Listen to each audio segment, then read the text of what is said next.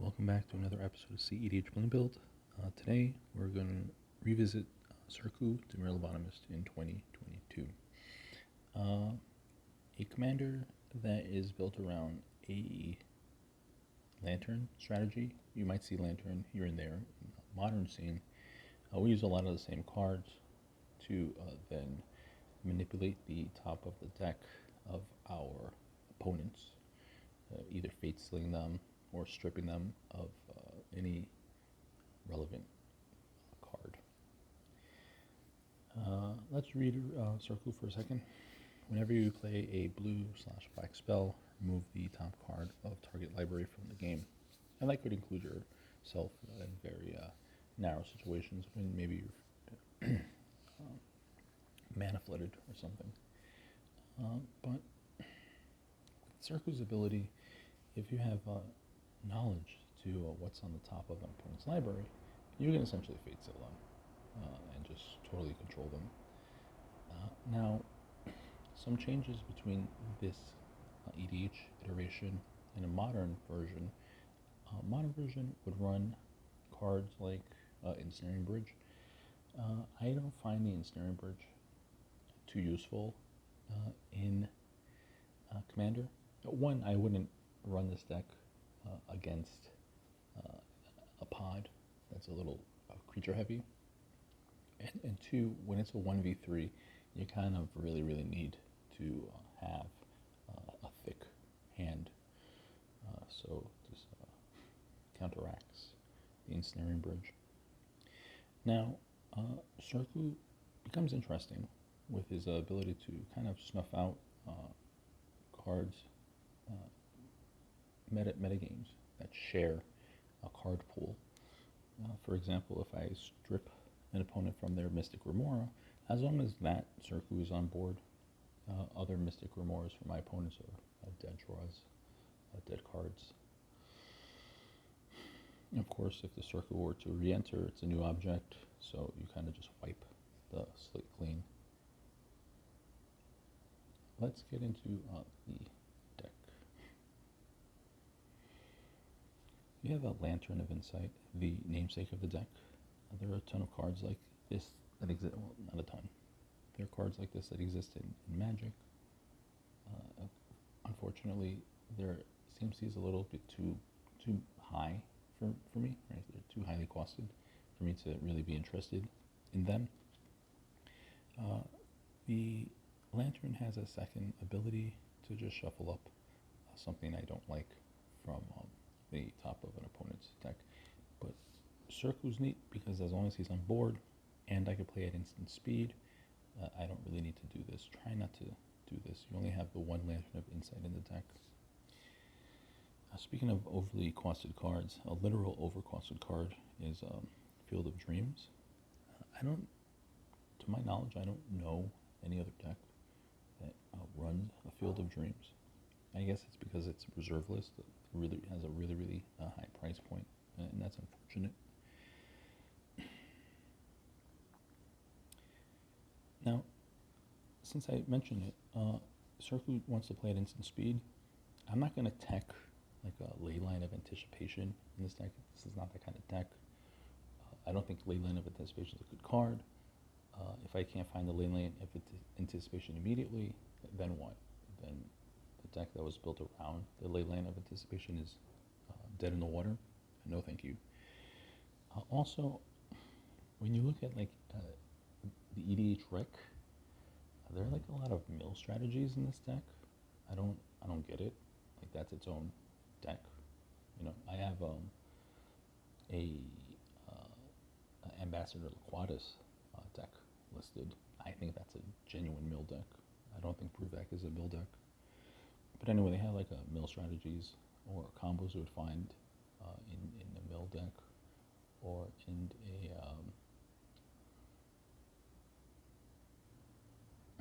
a Nekusar deck. Those strategies.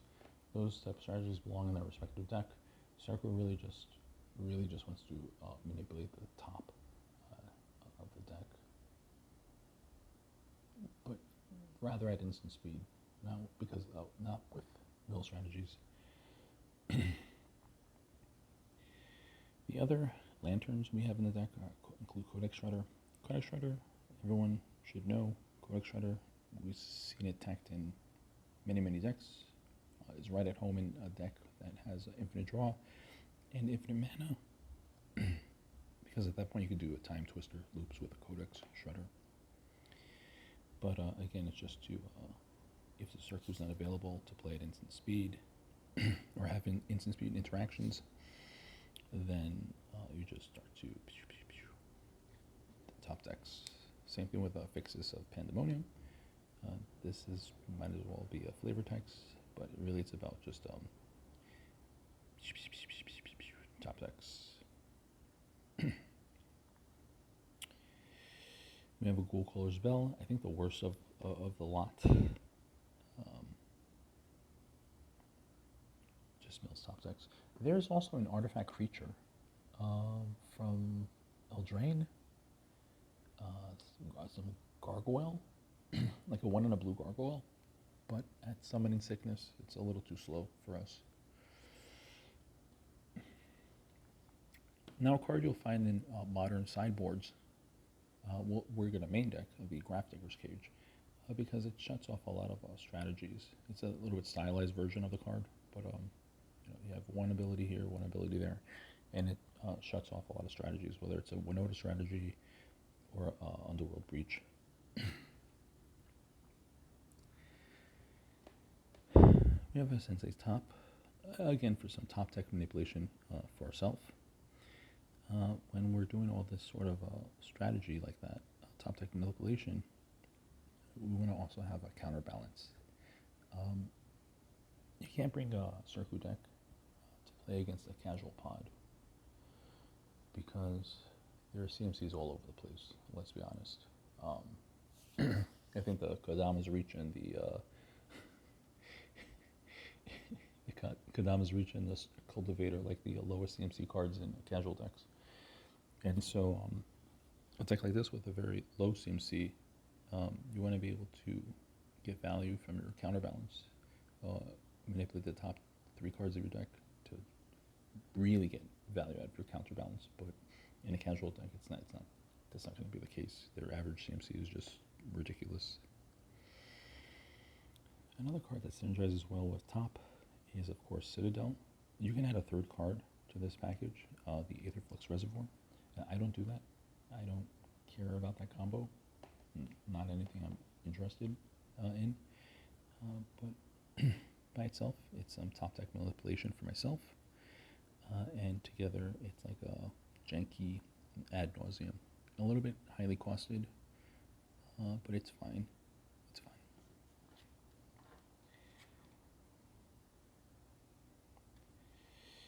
Now, we do have the Isochron Scepter Dramatic Reversal combo. I'm not trying to make infinite mana, but what's interesting is if I could just make infinite 2 CMC with Circu on board, I will exile every opponent's library, just like that, because I'll be casting 1 million copies of Dramatic Reversal.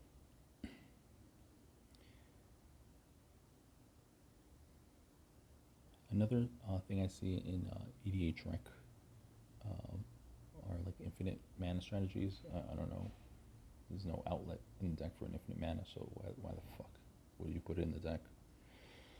Whatever, what do I know? We have Thassa's Oracle, Demonic Consultation. Too easy of a combo. Anyone who omits it from their deck is some sort of a weirdo edgelord. And, it's beyond me why they would not put it in the deck.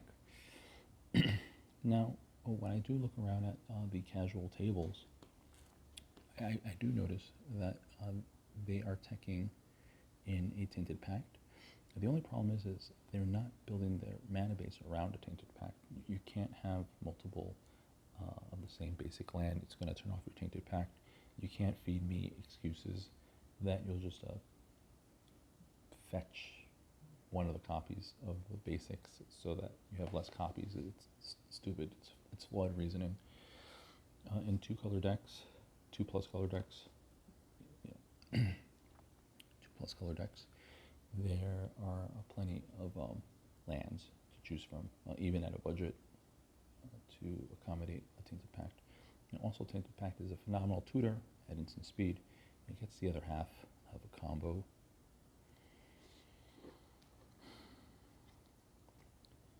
Other cards that manipulate the top of the deck, the Reality Chip, and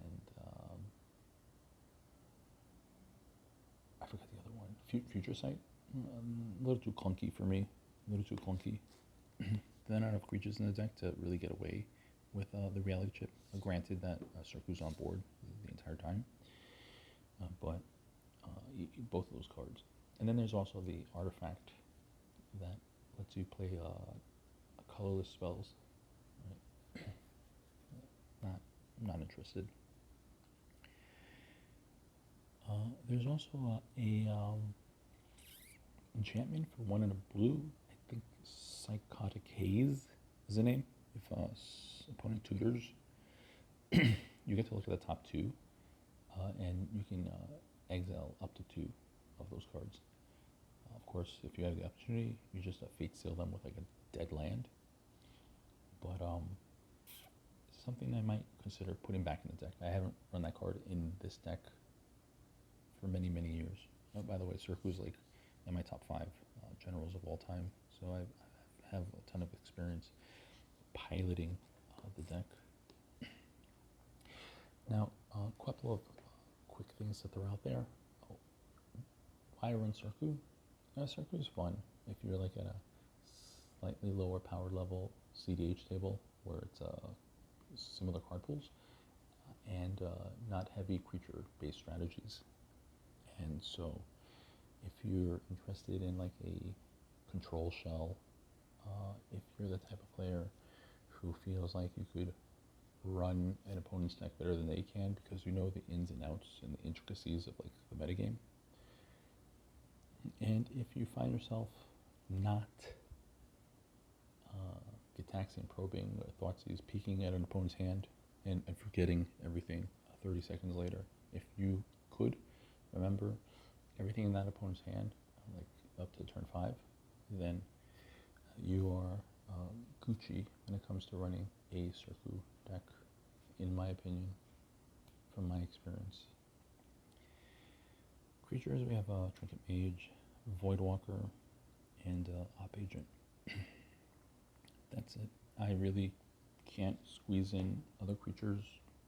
Gilded Drake, Notion Thief, right? I guess the Notion Thief and the Narset Partner Veils is a meta call. It depends on what's going on. If it's like a heavy wheels strategies going on, or draw, then you have to slot those 2 in 100%. So as I playtest the deck over the week before I bring it to my locals on the weekend, there might be a few changes to this iteration of the build. I'll just follow the link below to the Moxfield deck list.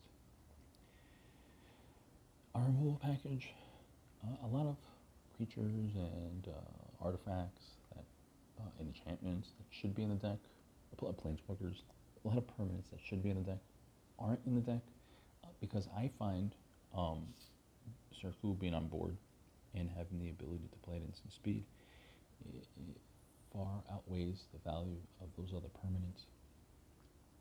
If my opponent plays like a, I don't know, whatever, I could Chain of Vapor it. The blue spell will then target someone else to get rid of their top deck. Simple as that. And that you're going to find that is a very important to remember in your games. So you have a Chain of Vapor, Winds of Rebuke, Pongify, Rapid Hybridization, Cyclonic Rift, and there's a Toxic Deluge just in case things get really sticky for us. Our counters package, the same thing. You can counter somebody's whatever. That blue spell will then murder someone else's top deck. An offer you can't refuse. Flusterstorm, Swan Song, Dispel, Miscast, Mental Misstep, Fierce Guardianship, Force of Negation, Pact of Negation, and a Force of Will. Our draw package, very, very important. It's the reason why I don't play the Ensnaring Bridge in this deck. Of course, if you have access to the Ensnaring Bridge, keep it in your 10-card sideboard. We won't talk about us bringing a 10-card sideboard. Always have a 5-10 card sideboard when you play a deck. Because when you run a deck, you really ought to be running the deck over the course of that evening. It doesn't matter how many ass whippings you might take. You want to learn the deck. You want to learn its weaknesses. You want to learn where its strength. And then in between matches, you could put in cards that might make for a better matchup. But don't give up on a deck and then swap out to something else. That's just not how you become a stronger player. We have a Brainstorm, Gataxian Probe, Ponder, and Preordain. We have Peer into the Abyss. Again, another chunky, costed card, but usually when you cast a PETA, you win. You win right after that.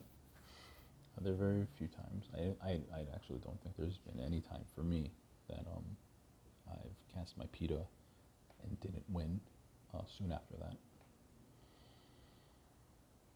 We have an Ad Nauseam. Even between the PETA and a Bowls of Citadel in the deck, the average CMC is still pretty low. I can get tremendous value for my Ad Nauseam. A Windfall, and then a Time Twister. Time Twister is a phenomenal card. Unfortunately, I think Time Twister, my Time Twister is in heavy play condition.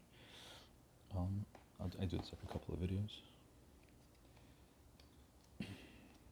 My Time Twister is really beat up, but I think a good condition Time Twister in from Unlimited, I think it's over $10,000, which is kind of crazy. It's kind of unfortunate, but really there's no feeling better than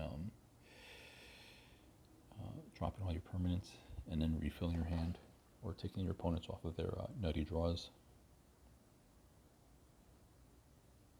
Echo of Viens doesn't cut it. Our Tutors package, we have a Fabricate, plenty of artifacts we're looking to find immediately. Word of Invention, Reshape, and Transmute Artifact, which we'll talk about other stuff later. But just remember that you have to sack an artifact to do your things. A Muddled Mixture, plenty of 2-drops I want to look for in this deck, whether it's a Thassa's Oracle, Tainted Pact, Dramatic Reversal, Icecrown Scepter. But with that said, there's no Merchant Scroll in the deck. There's not a lot of blue instants I'm looking for immediately, with the exception of Dramatic Reversal.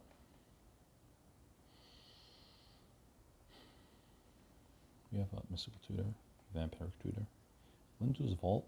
Not too many of these blue-black spells in the deck, but remember that the blue will trigger Circu, the black will trigger Circu, so that you can divide that in 2 directions. You can hit that person and hit that person.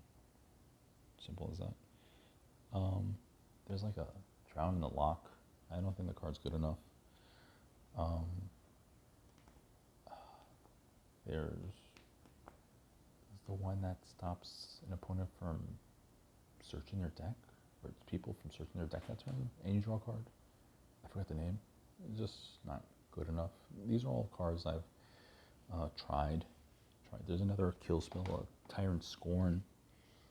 I've tried all these cards. They just don't cut it. But it's nice that because of Circu and the individual triggers, then you could split that up.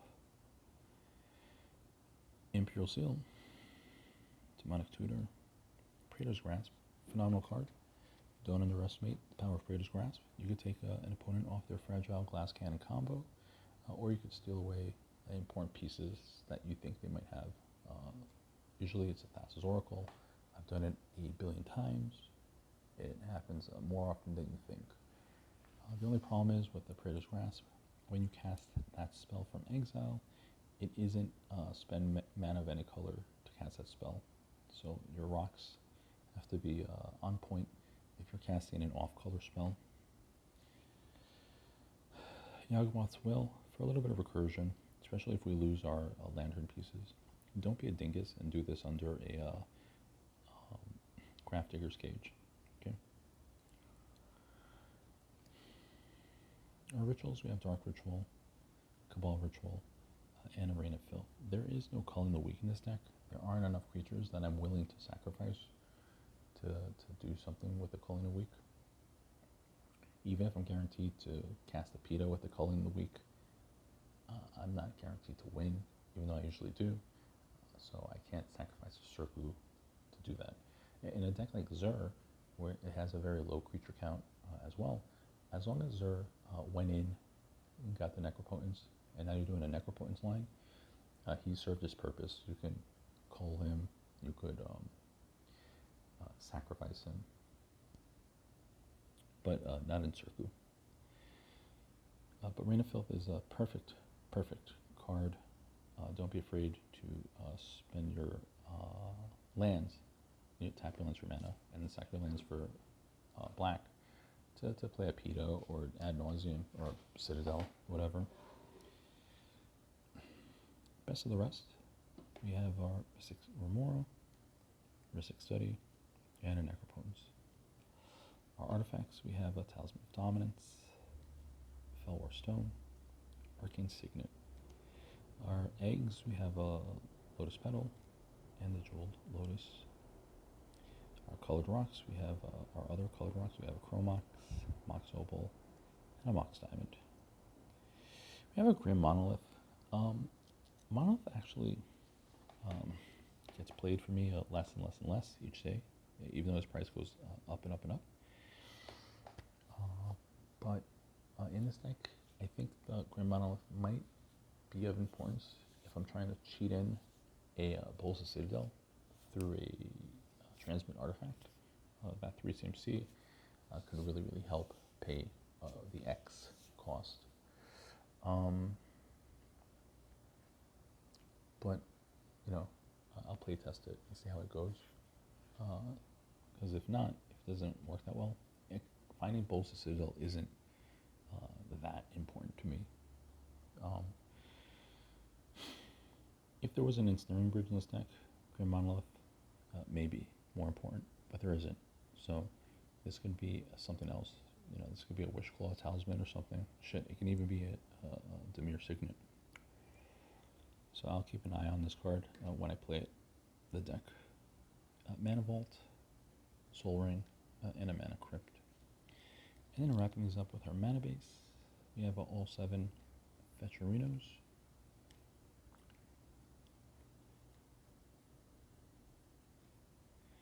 Because I'm under a Tainted Pact restriction, we have Island, Swamp, Snow Island, Snow Swamp.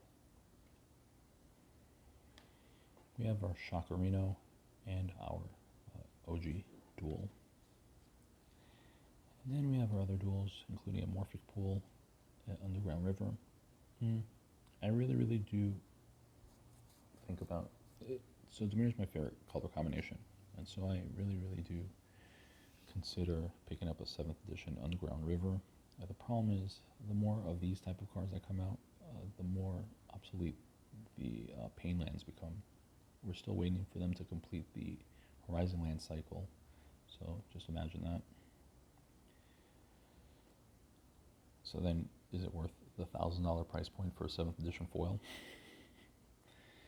Since we are an artifact-centric deck, we have to have all these synergistic cards, like a Buried Ruin, Academy Ruins, Adventurous Fair, and an Urza's Saga. And then to help pay for our reshape and our transmute artifact, we have to have the whack-ass artifact lands, Vault of Whispers, and cedh, the cedh. For a bit of utility, we have Atawada. Really just trying to get rid of stacks pieces. Be conservative with your removal. You're just trying to get rid of hate bears and stack pieces, and maybe like the annoying commander that gets a lot of value and came out way too early. Just get rid of that. We have an Ancient Tomb to go fast, burr. We have the Gemstone Cavern, Command Tower, Spire of Industry, Mana Confluence, and the City of Brasserino. And there you have it. You have Dimir in Circu Dimir Lobotomist in 2022. Easy peasy. Run this deck if you're a veteran at the game. I'm being serious. I don't want to sound like a snob, but pick up Circu if you're been in the game for quite a while. You know the ins and you know the outs. Otherwise, you're gonna have a bad time. The mill strats for this deck, stupid waste of time. The infinite mana combos, stupid waste of time. And I think what else? It's all stupid, no waste of time. You just land your Circu and be able to play at instant speed, and have ways to look at the top of an opponent's deck at all times, and then you're Gucci. Okay. Thank you very much, and take care. Dada.